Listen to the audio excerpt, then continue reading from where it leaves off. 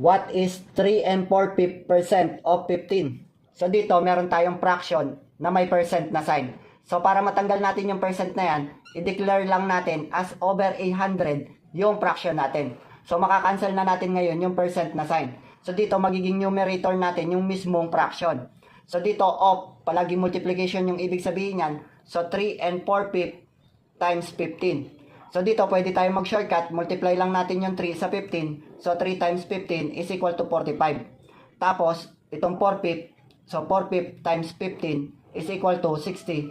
Divide natin sa 5. So 60 divided by 5 is equal to 12. So dito, 45 plus 12 is equal to 57. So dito, huwag natin kalimutan yung over 100.